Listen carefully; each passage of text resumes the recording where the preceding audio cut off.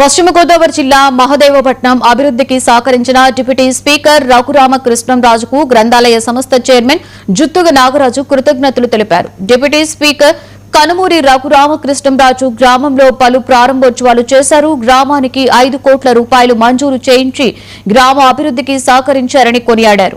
గత ప్రభుత్వ హయాంలో మహదేవపట్నంలో సరైన మౌలిక వసతులు లేక ఇబ్బందులకి గురయ్యేవారమని గ్రామ సర్పంచ్ వనమా సుబ్బలక్ష్మి శ్రీనివాస్ గుర్తు చేసుకున్నారు.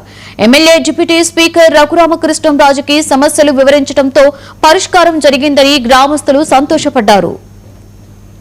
ప్రభుత్వం వచ్చి సుమారు 18 నెలలు పూర్తిగా 19 నెలలు పూర్తిగా అవుతున్న సమయంలో మరి ఈ యొక్క మహదేవపట్నం గ్రామానికి సుమారు 5 కోట్ల రూపాయలు నిధులిచ్చి ఈ గ్రామ అభివృద్ధికి పూర్తిగా సహకరించిన మరి మన గౌరవ శాసన సభ్యులు వారు శ్రీ కనుమూరి రఘురామకృష్ణరాజు గారికి హృదయపూర్వక ధన్యవాదాలు తెలియజేస్తున్నాం.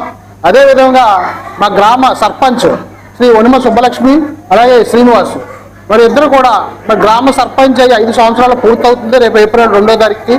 కానీ వైఎస్ఆర్ ప్రభుత్వంలో 3 సంవత్సరాలు కూడా ఎటువంటి పని చేయలేని పరిస్థితుల్లో ఈ మహదేవపట్నం దిగడిపోయింది. ఎందుకంటే ఎటువంటి అభివృద్ధి కూడా నోసుకోలేదు.